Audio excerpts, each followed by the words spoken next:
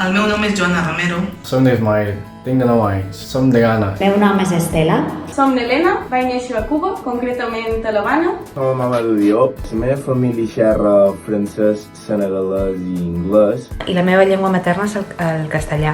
Som na Kelly Martínez, som de Letícia, Amazones, Colòmbia. Jo som en Sergio Rones, som mallorquí de naixement, encara que mon pare és andalús i ma mare és de Castella-La Manxa.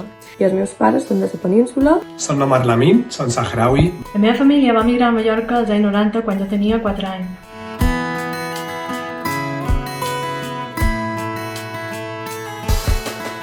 Hemos decidido como una opción que fuera una escuela pública y en catalán porque posibilitaría una mejor integración, así como también en el mundo académico.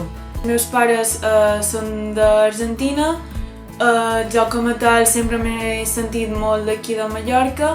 Anar a una escola en català m'ha facilitat l'accés a un món laboral molt més ampli. Aprendre català a l'escola m'ha servit i espero que aquí en futur me serveixi per ser policia o bomber. I aprendre el català m'ha servit a integrar-me dins la comunitat lingüística i a sentir-me una mallorquina més.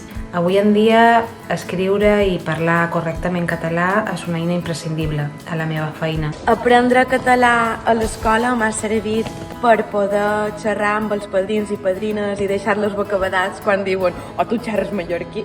A més, jo he pogut ajudar els meus pares a que aprenguin català.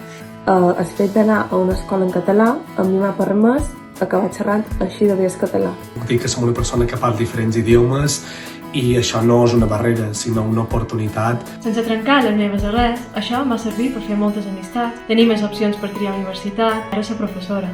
Mai saber més llengües ha estat un impediment per a res. No deixeu que els vostres fills perdin les oportunitats. Quan més grans siguin, menys oportunitats tindran d'aprendre l'idioma. Per favor, deixeu que siguin lliures aprenent el català.